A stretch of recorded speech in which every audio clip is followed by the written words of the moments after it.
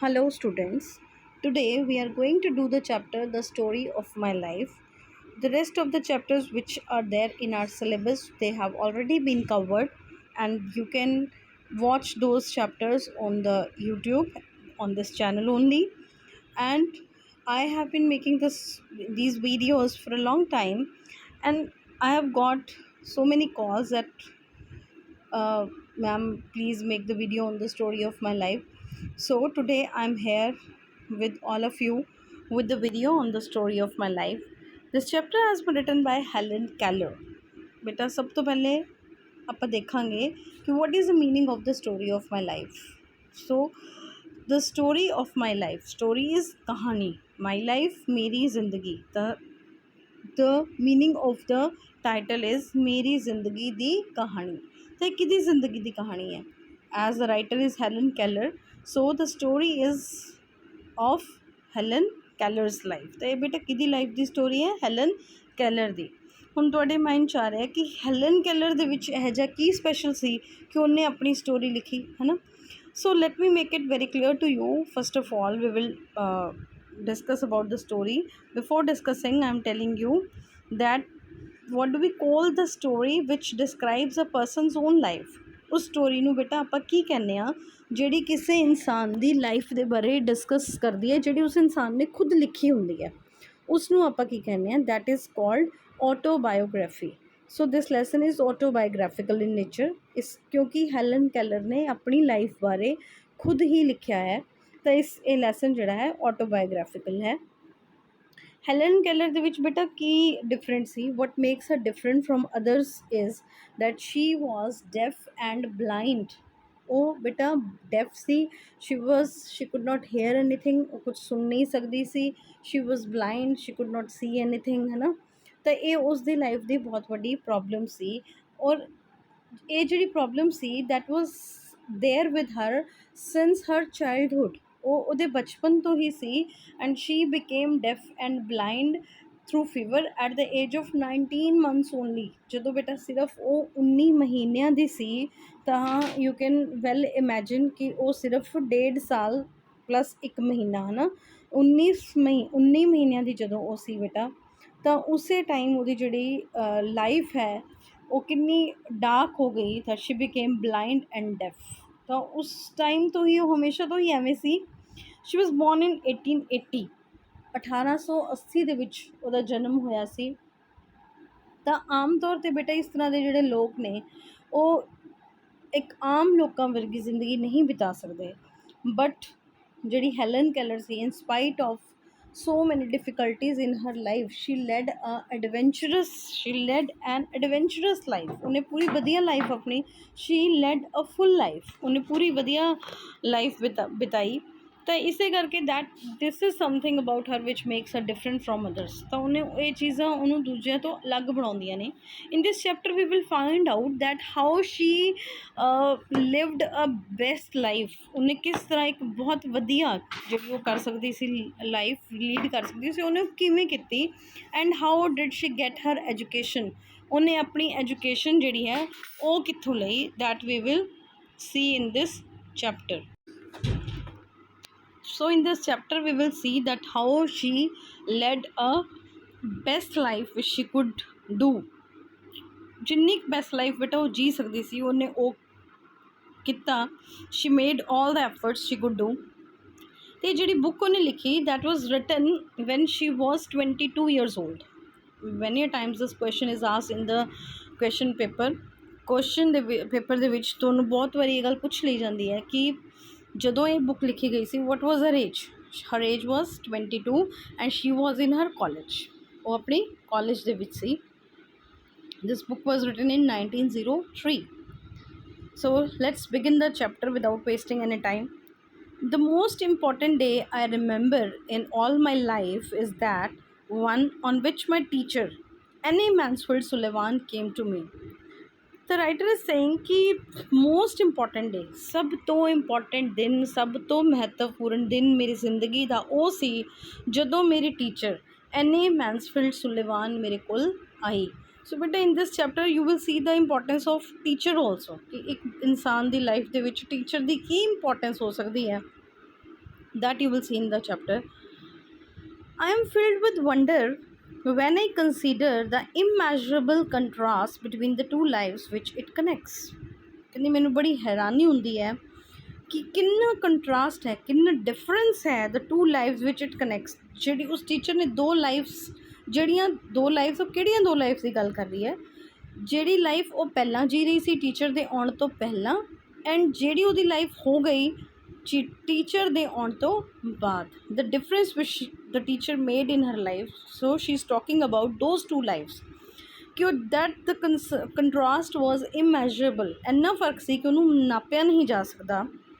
It was the 3rd of March 1887, 3 March 1887 ਦੇ ਵਿੱਚ, 3 months before I was 7 years old। ਉਸਦੇ 7 ਸਾਲ ਤੋਂ ਹੋਣ ਤੋਂ ਪਹਿਲਾਂ ਟੀਚਰ ਉਹਦੇ ਕੋਲ ਆਈ। You have to remember the date, that was 3rd of March 1887। So just because that you revise the questions also side by side, we are doing the chapter and I want you to keep the things in your mind, certain things which are important for you. So to make you things remember, I will ask some questions which you have to answer। ਤਾਂ ਮੈਂ ਬੇਟਾ ਕੁਛ ਨਾ ਕੁਛ questions ਨਾਲ ਦੀ ਨਾਲ ਪੁੱਛਾਂਗੀ ਜਿਹੜੇ ਤੁਹਾਨੂੰ ਨੋਟ ਵੀ ਬੈਟਰ ਹੋਏਗਾ ਅਗਰ ਤੁਸੀਂ ਇਹਨੂੰ ਆਪਣੀ ਕਾਪੀਜ਼ 'ਤੇ ਨੋਟ ਕਰ ਲਓ, that wood B best for you. Otherwise you can underline them, ਉਹਨਾਂ ਨੂੰ ਤੁਸੀਂ you can make certain important notes ਉਹ ਬਣਾ ਲਓ, ਜਾਂ ਫਿਰ ਤੁਸੀਂ ਕਾਪੀ 'ਤੇ ਨੋਟ ਕਰ ਲਓ, ਜਾਂ ਅਗਰ ਤੁਹਾਡੇ ਕੋਲ ਬੁੱਕ ਹੈ so you can underline them. ਤਾਂ ਬੇਟਾ the first question arises is what is the name of the teacher? कि टीचर का नेम क्या है? Yes, you are right. The name of the teacher is Anne Mansfield Sullivan. She is the teacher of Helen Keller. And the next question is, which is the most important day in the life of Helen Keller? Yes, again you all are right that the most important day in her life is when her teacher came to her। ਜਦੋਂ ਉਹਦੀ teacher ਉਹਦੇ ਕੋਲ ਆਈ, that was the most important day। and what was the date? 3rd of March 1887। so in this little paragraph we have covered 3 very important questions, so let's move on। On the afternoon of that eventful day, I stood on the porch, dumb, expectant। ਉਸ ਦਿਨ ਦੁਪਹਿਰ ਨੂੰ ਕਹਿੰਦੀ ਮੈਂ porch ਦੇ ਬਾਹਰ ਜਿਹੜੀ ਹੈ ਬਿਲਕੁਲ ਚੁੱਪਚਾਪ, ਡਮ, ਐਕਸਪੈਕਟੈਂਟ, ਕਿਸੇ ਚੀਜ਼ ਦੀ ਉਮੀਦ ਦੇ ਵਿੱਚ ਖੜੀ ਸੀ। I guess vaguely from my mother's signs and from the hurrying to and fro in the house that something unusual was about to happen। ਕਹਿੰਦੀ ਮੈਂ ਜਿਹੜਾ ਹੈ ਮੇਰੀ ਮਦਰ ਜਿਹੜੀ ਹੈ ਟੂ ਐਂਡ ਫਰੋ ਕਦੇ ਆ ਰਹੀ ਸੀ ਕਦੇ ਜਾ ਰਹੀ ਸੀ, ਤਾਂ ਮੈਂ ਉਸਨਾਂ ਦੇ ਹੀ ਆਉਣ ਜਾਣ ਤੋਂ ਹੀ ਮੈਂ ਇਹ ਅੰਦਾਜ਼ਾ ਲਾਇਆ ਕਿ ਕੁਛ ਨਾ ਕੁਛ ਅੱਜ ਘਰ 'ਚ ਹੋਣ ਵਾਲਾ ਹੈ, ਸਮਥਿੰਗ ਅਨਯੂਜੂਅਲ ਜੋ ਡੇਲੀ ਨਹੀਂ ਹੁੰਦਾ। So I went to the door and waited on the steps. ਇਸ ਕਰਕੇ ਕਹਿੰਦੀ ਮੈਂ ਡੋਰ 'ਤੇ ਚਲੀ ਗਈ, ਦਰਵਾਜ਼ੇ 'ਤੇ ਚਲੀ ਗਈ, ਅਤੇ ਮੈਂ ਸਟੈਪਸ 'ਤੇ ਸੀੜੀਆਂ 'ਤੇ ਉੱਥੇ ਇੰਤਜ਼ਾਰ ਕਰਨ ਲੱਗੀ। ਦ afternoon son ਪੈਨੀਟਰੇਟਿਡ the mass of ਹਨੀ ਸਕਲ ਦੈਟ ਕਵਰਡ ਦ ਪੋਰਚ। ਉਹਨਾਂ ਦੇ ਪੋਰਚ ਦੇ ਵਿੱਚ ਹਨੀ ਸਕਲ ਦੀ ਜਿਹੜੀ ਹੈ ਇੱਕ ਬੇਲ ਲੱਗੀ ਹੋਈ ਸੀ, ਤਾਂ ਉਸ ਦੇ ਵਿੱਚੋਂ ਸਨ ਜਿਹੜਾ ਹੈ ਪੈਨੀਟਰੇਟ ਕਰ ਰਿਹਾ ਸੀ, ਮਤਲਬ ਸੂਰਜ ਦੀ ਕਿਰਨਾਂ ਉਹਦੇ ਵਿੱਚੋਂ ਆ ਰਹੀਆਂ ਸੀ। And fell on my upturned face, ਉਹ ਉੱਪਰ ਦੇਖ ਰਹੀ ਹੈ ਸੂਰਜ ਵੱਲ, ਉਹਦੇ ਫੇਸ 'ਤੇ ਪੈ ਰਹੀਆਂ ਸੀ। My fingers lingered almost unconsciously on the familiar leaves and blossom। तो ਜਦੋਂ ਉੱਥੇ ਖੜੀ ਹੈ, because we have seen that, we have read that she is hard of seeing, she is hard of hearing, ਉਹ ਨਹੀਂ ਸੁਣ ਸਕਦੀ, ਨਹੀਂ ਦੇਖ ਸਕਦੀ, she is blind।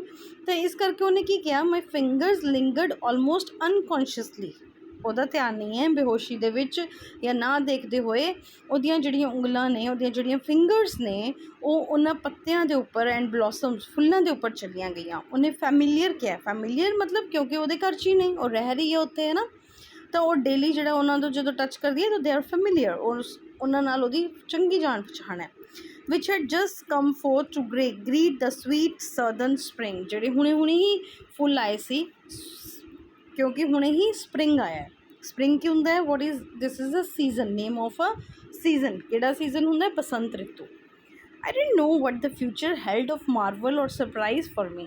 ਕਹਿੰਦੀ ਮੈਨੂੰ ਨਹੀਂ ਪਤਾ ਸੀ ਕਿ ਫਿਊਚਰ ਦੇ ਵਿੱਚ ਮੇਰੇ ਫਿਊਚਰ ਕੋਲ ਮੇਰੇ ਵਾਸਤੇ ਕੀ ਸੀ, ਕੋਈ ਸਰਪ੍ਰਾਈਜ਼ ਸੀ, ਕੋਈ ਮਾਰਵਲ, ਕੋਈ ਹੈਰਾਨ ਕਰਨ ਵਾਲੀ ਚੀਜ਼ ਸੀ। Anger and bitterness had preyed upon me.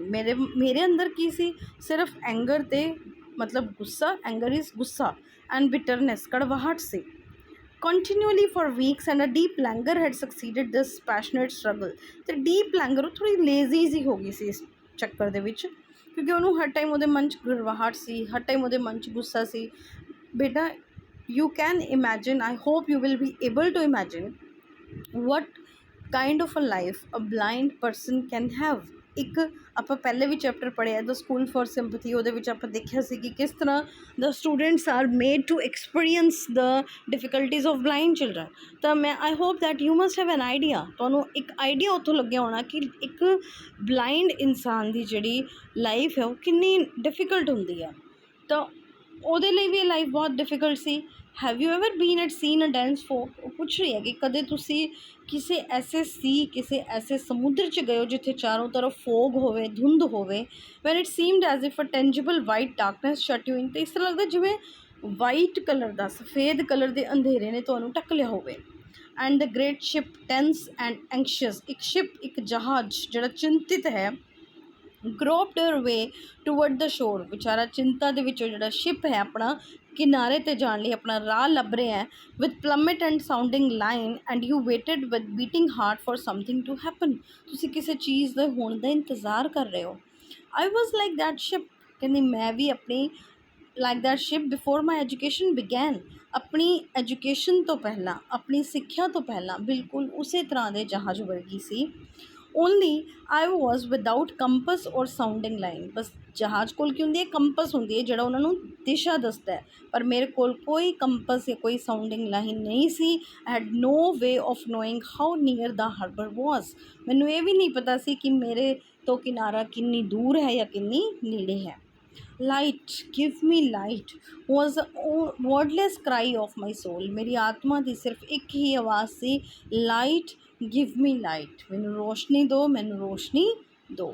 And the light of love shone on me in that very hour. ਅਤੇ ਉਹਦੇ ਲਾਈਫ ਦੇ ਵਿੱਚ ਬਿਲਕੁਲ ਉਸੇ ਸਮੇਂ ਹੀ ਲਾਈਟ ਆ ਗਈ ਲਵ ਦੀ, ਪਿਆਰ ਦੀ। ਉਹ ਪਿਆਰ ਕਿਹਦਾ ਸੀ? ਉਹਦੀ ਟੀਚਰ ਦਾ ਸੀ।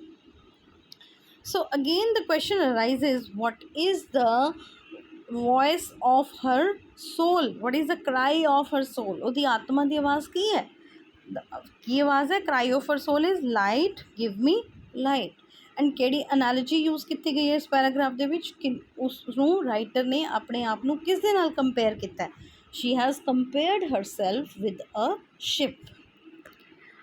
Yes, let's move on to the next paragraph. I felt approaching footsteps. ਮੈਨੂੰ ਆਉਂਦੇ ਹੋਏ ਕਦਮਾਂ ਦੀ ਆਵਾਜ਼ ਆਈ।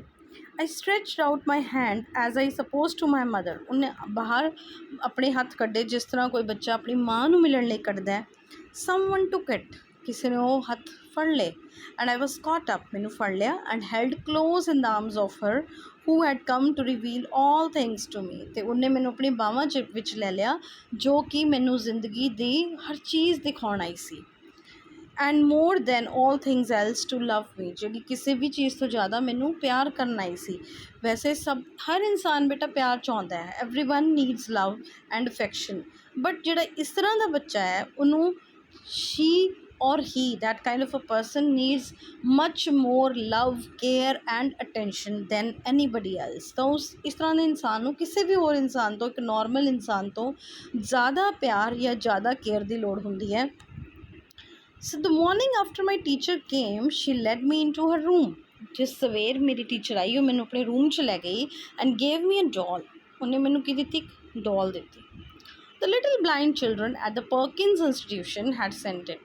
ਪਰਕਿੰਸ ਇੰਸਟੀਟਿਊਸ਼ਨ, ਇੱਕ ਉੱਥੇ ਕੋਈ ਸੰਸਥਾ ਸੀ ਜਿਹਦਾ ਨਾਮ ਸੀ ਪਰਕਿੰਸ institution.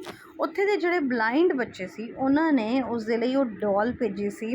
And ਲੋਰਾ ਬ੍ਰਿਜਮੈਨ head dressed it, ਅਤੇ ਲੋਰਾ ਬ੍ਰਿਜਮੈਨ ਨਾਮ ਦੀ ਲੇਡੀ ਨੇ ਉਸਨੂੰ ਤਿਆਰ ਕੀਤਾ ਸੀ। But I didn't know this until afterwards, ਪਰ ਉਹਨੂੰ ਇਸ ਬਾਰੇ ਕੁਝ ਵੀ ਪਤਾ ਨਹੀਂ ਸੀ ਕਿਉਂਕਿ she was blind, she could not see what is a doll. ਉਹਨੂੰ ਤਾਂ ਪਤਾ ਹੀ ਨਹੀਂ ਸੀ ਕਿ ਡੋਲ ਹੁੰਦੀ ਕੀ ਹੈ ਨਾ। ਤਾਂ ਇਸ ਕਰਕੇ ਉਹਦੇ ਲਈ ਉਹਦੀ ਕੋਈ ਖਾਸ ਉਸ ਸਮੇਂ ਵੈਲਿਊ ਨਹੀਂ ਸੀ। ਪਰ ਉਹਨੂੰ ਇਹ ਗੱਲ ਬਾਅਦ 'ਚ ਪਤਾ ਲੱਗੀ।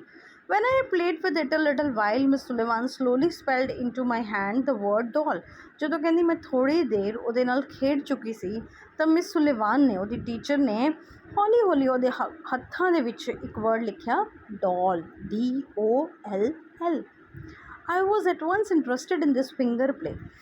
ਤਾਂ ਟੀਚਰ ਨੇ ਕਿਸ ਤਰ੍ਹਾਂ ਲਿਖਿਆ? ਫਿੰਗਰਸ ਦੇ ਨਾਲ, ਉਂਗਲੀਆਂ ਦੇ ਨਾਲ। ਜਿਸ ਤਰ੍ਹਾਂ ਤੁਸੀਂ ਦੇਖਿਆ ਹੋਣਾ ਜਿਹੜੇ ਛੋਟੇ ਬੱਚੇ ਹੁੰਦੇ ਨੇ ਉਹ ਵੀ ਗੇਮ ਹੀ ਖੇਡਦੇ ਨੇ, ਇੱਕ ਦੂਜੇ ਦੇ ਪਿੱਛੇ ਕੁਛ ਹੱਥਾਂ ਨਾਲ ਲਿਖਦੇ ਨੇ, ਫਿਰ ਪੁੱਛਦੇ ਨੇ ਵੀ ਦੱਸ ਮੈਂ ਕੀ ਲਿਖਿਆ, ਹੈ ਨਾ। ਤਾਂ ਇਸ ਤਰ੍ਹਾਂ ਦੀ ਜਿਹੜੀ ਗੇਮ ਬੱਚੇ ਖੇਡਦੇ ਨੇ, ਇਸੇ ਤਰ੍ਹਾਂ ਦੇ ਗੇਮ ਦੇ ਨਾਲ ਹੀ ਟੀਚਰ ਨੇ ਉਹਨੂੰ ਪੜ੍ਹਾਇਆ। ਉਹਨੇ ਵੀ ਹੱਥ ਦੇ ਨਾਲ ਆਪਣੀ ਫਿੰਗਰ ਦੇ ਨਾਲ ਕੁਛ ਉਹਦੇ ਉੱਪਰ ਲਿਖਿਆ। ਤਾਂ she's saying I was at once interested in this finger play।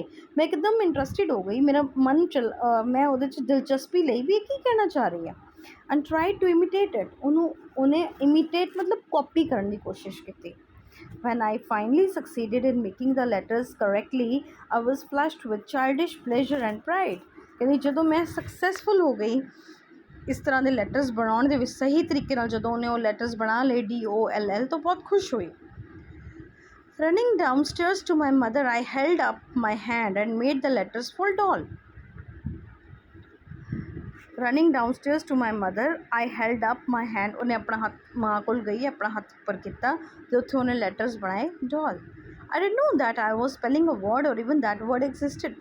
ਹੁਣ ਜਦੋਂ ਬਣਾ ਰਹੀ ਸੀ ਉਹਨੂੰ ਉਦੋਂ ਵੀ ਨਹੀਂ ਪਤਾ ਸੀ ਕਿ ਇਸ ਤਰ੍ਹਾਂ ਦਾ ਕੋਈ ਵਰਡ ਹੈ। she was just trying to copy her teacher। ਸਿਰਫ ਉਹਨੂੰ ਕਾਪੀ ਕਰ ਰਹੀ ਸੀ। I was simply making my fingers go in monkey like imitation। ਉਹ ਸਿਰਫ ਆਪਣੀ ਉਂਗਲੀਆਂ ਨੂੰ ਜਸਟ ਚਲਾ ਰਹੀ ਹੈ ਜਿਸ ਤਰ੍ਹਾਂ ਕੋਈ ਬੰਦਰ ਕਿਸੇ ਦੀ ਨਕਲ ਕਰਦਾ ਹੈ, ਇਸੇ ਤਰ੍ਹਾਂ she is trying to copy her teacher। In the days that followed I learned to spell in this uncomprehending way a great many words। ਆਉਣ ਵਾਲੇ ਦਿਨਾਂ ਦੇ ਵਿੱਚ ਉਹਨੇ ਇਸੇ ਤਰੀਕੇ ਨਾਲ ਬਹੁਤ ਸਾਰੇ ਸ਼ਬਦ ਸਿੱਖੇ। Pin, hat, cup and a few verbs like sit, stand and walk। ਇਸ ਤਰ੍ਹਾਂ ਦੇ ਵਰਡ ਉਹਨੇ ਸਿੱਖੇ। Now the question rises, which words she learned? ਕਿਹੜੇ ਵਰਡ ਸਿੱਖੇ? Pin, hat, cup, sit, stand and walk। yes। and the next question is, how did she learn? ਕਿਹੜੇ method ਨਾਲ ਬੇਟਾ ਉਹ ਸਿੱਖ ਰਹੀ ਸੀ? yes, you are right that she was learning with the help of finger play। finger play ਦੇ ਨਾਲ ਉਹ ਸਿੱਖ ਰਹੀ ਸੀ। but my teacher had been with me several weeks before I understood that everything has a name। ਕਹਿੰਦੀ ਜਦੋਂ ਮੇਰੇ teacher ਮੇਰੇ ਨਾਲ ਸੀ, ਮੇਰੇ ਟੀਚਰ ਕਾਫੀ ਸਮੇਂ ਤੋਂ ਮੇਰੇ ਨਾਲ ਸੀ, ਜਦੋਂ ਮੈਂ ਸਿੱਖਿਆ ਕਿ ਉਹਨੂੰ ਪਤਾ ਲੱਗਿਆ ਕਿ ਹਰ ਚੀਜ਼ ਦਾ ਕੁਛ ਨਾ ਕੁਛ ਨਾਮ ਹੁੰਦਾ ਹੈ। one day while I was playing with my new doll Miss Sullivan put my big rag doll into my lap and also spelled DOLL। ਇੱਕ ਦਿਨ ਕਹਿੰਦੀ ਜਦੋਂ ਮੈਂ ਆਪਣੀ ਨਵੀਂ ਡੋਲ ਨਾਲ ਖੇਡ ਰਹੀ ਸੀ ਤਾਂ ਮਿਸ ਸੁਲੀਵਾਨ ਨੇ ਇੱਕ ਬਹੁਤ ਵੱਡੀ ਰੈਗ ਦੀ ਡੋਲ, ਕੱਪੜਿਆਂ ਦੀ ਡੋਲ ਬਣੀ ਹੋਈ ਸੀ, ਉਹਦੀ ਗੋਦ ਦੇ ਵਿੱਚ, ਲੈਪ ਮਤਲਬ ਗੋਦ 'ਚ ਰੱਖ ਦਿੱਤੀ ਅਤੇ ਉਹਨੇ ਸਪੈਲ ਕੀਤਾ DOLL। ਅਤੇ ਉਹਨੂੰ ਸਮਝਾਉਣ ਦੀ ਕੋਸ਼ਿਸ਼ ਕੀਤੀ ਕਿ ਉਹ ਵੀ ਡੋਲ ਸੀ, ਇਹ ਵੀ ਡੋਲ ਹੈ। earlier in the way we had a tussle over the words mug and water। ਉਸੇ ਦਿਨ ਉਹਨਾਂ ਦੀ ਟੀਚਰ ਦੀ ਅਤੇ ਉਹਦੀ ਟਸਲ ਮੀਨਸ ਇੱਕ ਲੜਾਈ ਟਾਈਪ ਆਪਾਂ ਕਹਿ ਸਕਦੇ ਹਾਂ, ਪਰ ਲੜਾਈ ਨਹੀਂ, ਉਹਨਾਂ ਦੀ ਕੋਈ ਲੜਾਈ ਨਹੀਂ ਹੋਈ, ਮਤਲਬ ਇੱਕ ਸਟਰਗਲ ਜਿਹਨੂੰ ਆਪਾਂ ਕਹਿ ਸਕਦੇ ਹਾਂ ਕਿ teacher was struggling to teach her the word water and mug. ਤਾਂ but she could not do that. Miss Sullivan had tried to impress it upon me that mug is mug and the water is water। Teacher ਉਹਨੂੰ ਇਹ ਸਮਝਾਉਣ ਦੀ ਕੋਸ਼ਿਸ਼ ਕਰ ਰਹੀ ਸੀ ਕਿ ਮਗ ਮਗ ਹੈ, water ਹੈ, but I ਪਰਸਿਸਟਡ in ਕਨਫਾਊਂਡਿੰਗ the to. ਪਰ ਕਿਉਂਕਿ ਦੇਖੋ ਉਹਦਾ ਵੀ ਕਸੂਰ ਨਹੀਂ ਹੈ, she is blind, so she could not understand. ਹੁਣ ਦੇਖੋ ਉਹਨੇ ਕਦੇ ਦੇਖਿਆ ਤਾਂ ਹੈ ਨਹੀਂ ਮਗ, ਕਦੇ ਵਾਟਰ ਵੀ ਨਹੀਂ ਦੇਖਿਆ। ਸੋ ਜਦੋਂ when you have never seen something ਤਾਂ it becomes very difficult for you to understand that. ਜਦੋਂ ਤੁਸੀਂ ਕਿਸੇ ਚੀਜ਼ ਨੂੰ ਬੇਟਾ ਦੇਖਿਆ ਨਹੀਂ ਨਾ ਹੁੰਦਾ ਤਾਂ ਉਦੋਂ ਬਹੁਤ ਮੁਸ਼ਕਿਲ ਹੋ ਜਾਂਦਾ ਉਸ ਚੀਜ਼ ਨੂੰ ਸਮਝਣਾ। ਅਤੇ ਕਿਉਂਕਿ ਉਹਨੇ ਮੱਗ ਅਤੇ ਵਾਟਰ ਕਦੇ ਦੇਖੇ ਨਹੀਂ ਸੀ ਤਾਂ ਉਹਦੇ ਲਈ ਇਹ ਸਮਝਣਾ ਮੁਸ਼ਕਿਲ ਹੋ ਗਿਆ। She was confounding the two. Confounding means she was confused between the two. In despair she had drop the subject for the time. In despair ਮਤਲਬ ਟੀਚਰ ਨਿਰਾਸ਼ ਹੋ ਗਈ, ਉਹਨੇ ਥੋੜ੍ਹੀ ਦੇਰ ਦੇ ਇਹ ਟੋਪਿਕ ਛੱਡਤਾ। Only to renew it at the first opportunity, ਕਿ ਜਦੋਂ ਦੁਬਾਰਾ ਮੌਕਾ ਮਿਲੇਗਾ ਉਹ ਫਿਰ ਇਹਨੂੰ ਚੱਕੇਗੀ ਇਸ ਟੋਪਿਕ ਨੂੰ।